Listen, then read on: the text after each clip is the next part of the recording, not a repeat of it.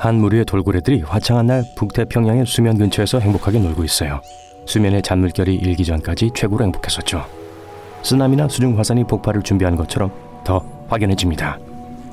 본능이 이곳에서 빨리 도망치라고 하지만 어느 쪽이 가장 안전한 곳인지 모르겠어요. 갑자기 엄청난 굉음이 허공을 가득 채워요. 거대한 고래가 공중으로 솟아오르면서 물이 바깥쪽으로 폭발해요. 세상에, 잠깐, 그건 고래가 아니에요. 바로 어룡이에요. 트라이아스기의 거대한 해룡 형태의 괴물이죠. 길이가 무려 17m에 무게는 45톤이나 나가요. 돌고래가 그리 달라 보이진 않지만 이 바다 괴물은 돌고래의 사촌은 아니에요. 돌고래들은 물밑으로 다시 흩어져요. 돌고래들에겐 다행히도 어룡은 그것들을 점심으로 먹을 생각이 없어요. 그냥 노는 것뿐이에요. 이 특정종은 바다 연체동물, 작은 물고기, 오징어를 먹는 데 훨씬 더 익숙하지만 눈에 보이는 게 없다면 거대한 지느러미와 뱀장어처럼 긴 꼬리로 웅장하게 헤엄치면서 수면 아래로 다시 사라지죠. 이들은 한때 육지를 돌아다녔지만 현대의 고래와 돌고래를 포함한 다른 선사시대 육지 파충류들처럼 바다로 돌아왔고 수백만 년에 걸쳐 진화했어요. 팔다리는 지느러미로 변했죠. 어떤 종들은 지느러미나 지골에 손가락이 있었어요. 거의 사람 손가락이라 해도 될 정도였죠. 안녕? 몇몇은 등 지느러미를 갖고 있었어요. 머리는 뾰족했고 턱은 더 작은 먹이를 잡기 위해 원뿔 모양의 이빨을 갖고 있었죠. 눈이 컸는데 아마 덕분에 깊은 바닷속에서도 잘 볼 수 있었을 거예요. 꼬리 지느러미는 강력한 발차기를 만들어냈어요. 다른 바다 생물들처럼 공기로 숨 쉴 수 있었고 온열 동물이었어요. 어느 날의 몇몇 해양 생물들처럼 매끈하고 아름다웠죠. 예상치도 못하게 수중시간 소용돌이가 그 앞에서 열려 마치 수중 블랙홀처럼 그 길에 있던 모든 걸 빨아들여요. 어룡이 자신의 여정을 통제할 수 없이 마구 움직이며 깊은 과거 속으로 사라집니다. 또다시 뱉어져서 초기 공룡시대 약 2억 4,700만 년 전 트라이아스기 원래 시대로 돌아왔죠. 같은 종류의 다른 동물들과 같이 수영하고 있네요. 이들은 무리를 짓거나 사냥무리를 지어 살았죠. 저 작은 믹소사우루스와 같은 다양한 형태가 세계적으로 진화되었지만 우린 이 녀석들을 계속 지켜볼 거예요. 이 녀석은 결국 현대 인간들의 손에 들어갈 거니까요. 진화론적인 측면에서 어룡은 수백만 년 동안 아주 오랫동안 존재했어요. 어떻게 멸종하게 되었는지에 대한 복잡한 요소들이 많이 관련되어 있지만 간단히 말해서 환경 변화로 인해 더 작은 먹이 집단이 감소했고 더 잔인한 포식 집단이 생겨났어요. 어떤 물고기들은 진화해서 어룡들이 잡기엔 너무 빨라졌죠. 그래서 우린 충분한 식량을 구하지 못했고 더 힘든 경쟁에 밀리고 있는 불쌍한 이 친구를 이곳에 남겨둘 거예요. 배고프고 지치고 약해졌죠. 해류에 그냥 떠내려가서 결국 해저에 쉬고 있는 자신을 발견하게 됩니다. 수백만 년이 흘렀어요. 트라이아스기와 쥐라기 시대에는 사막의 광대한 지역이 노출되면서 해수면이 점차 낮아졌어요. 우리가 초점을 맞추고 있는 지역은 미국 서부의 네바다주예요. 백악기 동안 화산 선맥이 형성되었어요. 지질학적 격변이 계속되어 바다의 바닥이 현대 산으로 올라왔죠. 바위에 박혀있는 건 뭐 짐작할 수 있듯이 고대 무척주 동물들뿐만 아니라 매머드와 거대한 나무늘보 같은 보다 현대적인 생물들입니다. 믿을 수 없을 정도로 많은 야생 생물들이 있었어요. 하지만 오늘은 그걸 보러 온 게 아니에요.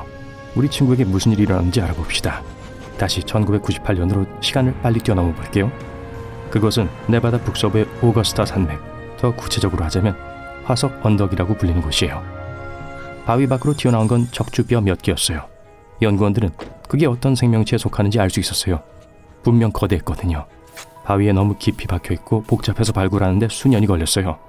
2011년 9월 발굴자들은 잘 보존된 두개골, 앞다리 그리고 가슴 부위 등 그 짐승에 대한 더 많은 걸 발견했습니다. 2015년이 되어서야 명백해진 거대한 어룡을 완전히 꺼낼 수 있었어요. 남은 화석들은 다 자란 사람 크기의 두개골, 어깨 그리고 지느러미와 같은 부속물들이었어요. 심지어 그때도 그걸 옮기는데 헬리콥터가 필요했어요. 연구팀은 이 새로운 종을 심보스 폰딜루스 영고름이라고 명명했어요. 심보스 폰딜루스는 척추를 의미하는 그리스어예요. 지금부터 이 공룡을 어룡 등골이라고 불러줍시다. 이쯤 되면 이름이 있어야 하지 않겠어요? 그리고 솔직히 이게 발음하기 훨씬 쉽잖아요. 등골이는 로스앤젤레스의 자연사 박물관으로 공수되었고 나아가 독일 본 대학교로 수송되었어요. 이 연구는 척추동물 고생물학자 마틴 샌더와 그의 동료들이 마인츠 대학과 협력하면서 수행되었어요. 이 해양 파충류가 이때부터 지금까지 발견된 가장 큰 동물인 만큼 이 발견은 독특하고 정말로 짜릿한 성과였어요.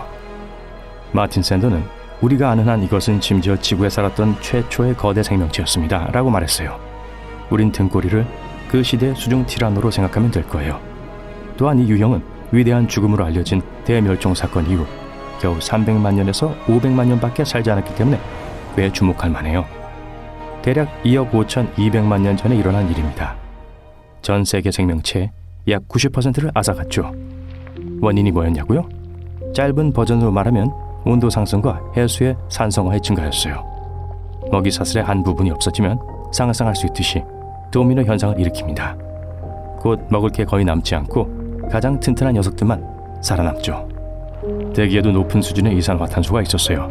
이론들은 거대한 화산 폭발이 시베리아 트랩이라고 알려진 걸 일으켰다고 주장해요. 지난 5억 년 동안 가장 큰 화산 폭발이었죠. 그 분출은 200만 년이라는 놀라운 기간 동안 지속되었어요. 많은 양의 현무암질 용암이 시베리아의 넓은 지역을 뒤덮었습니다. 오늘날에도 그곳은 약 300만 제곱마일의 현무암으로 덮여 있어요. 다른 이론들은 화산이 아닌 소행성이 대멸종의 원인이 되었다고 해요. 어느 쪽이든 충격은 동일했고 지구 해양종의 81%, 육지 척추종의 70%가 사라졌어요.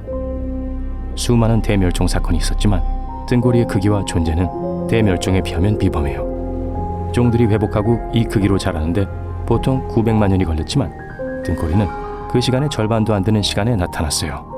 정교한 컴퓨터 모델로 연구원들은 현재 화석 언덕으로 알려진 지역을 관통하는 먹이사슬을 조사했어요. 이용할 수 있는 데이터를 통해 고대 환경을 재현했고 해양 먹이사슬이 어룡과 같은 거대한 생명체를 뒷받침해줬을 거라는 걸 발견했죠. 이로는 우리의 등고리가 대멸종 이후 100만 년에서 300만 년 동안 번성했던 암모나이트로 알려진 다양하고 풍부한 해양 연체동물을 먹고 살았다는 거예요.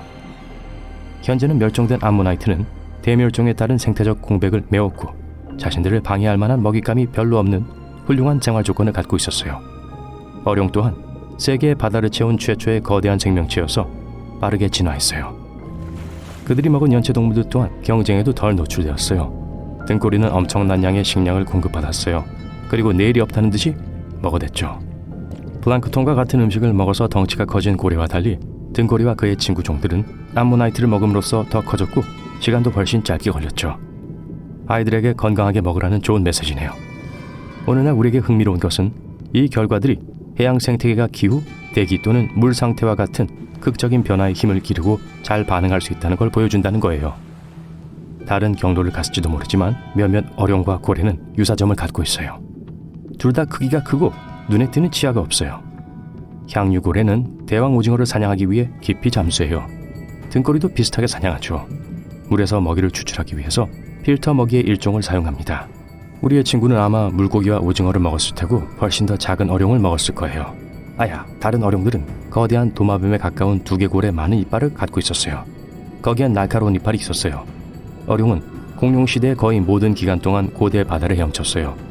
어룡 화석은 영국, 노르웨이, 일본, 독일, 콜롬비아, 중국, 호주와 같은 많은 다른 나라들에서 발견되었어요. 그 시대 수준 행성의 지배자들이었죠. 2억 5천만 년 전 해가 지면서 우리는 등고리가 맞은 최후보다는 더 나은 결과를 얻어서 깨끗한 하늘의 오렌지 빛깔을 보기 위해 물 밖으로 머리를 내미는 걸 상상해 볼 수 있어요. 그는 잠시 멈추었다가 다시 한번 친구들과 함께하기 위해 물속으로 뛰어들어 무리와 함께 행복하게 수영하며 트라이아스기의 깊은 심해 속에서 음식과 모험을 찾아갑니다.